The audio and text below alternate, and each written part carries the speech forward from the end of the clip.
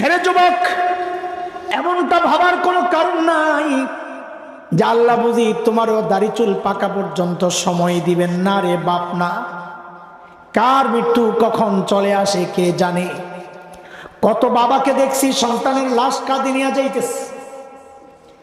কে জানে এই মজলিসে এমন কেউ থাকতে পারে যে নিশ্চিন্তে বসে আছে এখানে, কিন্তু তার কাফনের কাপড়টা চলে আসছে দোকানে। কে জানে কালকে খবর পাইতে পারেন বয়ান করে গেল মাওলানা হাসান জামিল তো দুনিয়ায় নাই। যুবক, কিভাবে বললে তোরা বুঝবি? এর চেয়ে ভালো করে বোঝানোর ক্ষমতা তো আমার নাই রে বাপ।